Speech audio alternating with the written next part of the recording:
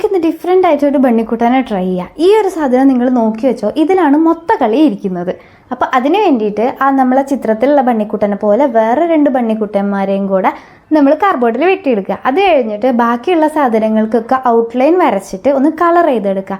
സ്പെഷ്യലായിട്ട് പറയാം, ഇത് കുറച്ച് നല്ല കട്ടിയുള്ള പേപ്പറിൽ തന്നെ ചെയ്യണം. ഇല്ലെങ്കിൽ എന്താ പറ്റുകയെന്ന് ഈ വീഡിയോ നിങ്ങൾ അവസാനം വരെ കണ്ടാൽ നിങ്ങൾക്ക് അതിൽ മനസ്സിലാവും.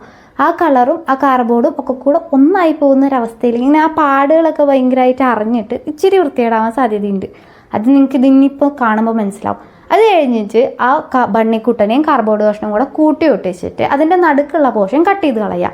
പിന്നെ അതിലെ ഓരോരോ കുട്ടി കുട്ടി സാധനങ്ങൾ നമ്മൾ വെട്ടിച്ചില്ലേ, അതെല്ലാം എടുത്തിട്ട് ഈ ബണ്ണിക്കുട്ടൻ്റെ ഓരോരോ സൈഡിലായിട്ട് ഒട്ടിച്ചു കൊടുക്കുക. ഞാൻ വീഡിയോയിൽ വ്യക്തമായിട്ട് കാണിക്കുന്നുണ്ട്. ഇനിയും മനസ്സിലാവാത്തവരുണ്ടെങ്കിൽ ചോദിച്ചാൽ ഞാൻ കമൻറ്റിൽ പറഞ്ഞു തരാം. അപ്പോൾ അങ്ങനെ ഒട്ടിച്ചെടുക്കുക. പറഞ്ഞു കഴിഞ്ഞാൽ അത് കൺഫ്യൂഷൻ ആവും കൂടുതലായിട്ട്. പിന്നെ കുറച്ച് ചെറിയ ചെറിയ കാർഡ്ബോർഡ് കഷ്ണങ്ങൾ എടുത്തിട്ട് ഈ വീഡിയോയിൽ കാണിച്ച പോലെ ആ കാർഡ്ബോർഡിൻ്റെ മുകളിൽ ബാക്ക് സൈഡിൻ്റെ മുകളിൽ വെച്ചിട്ട് ഒട്ടിച്ചു കൊടുക്കുക.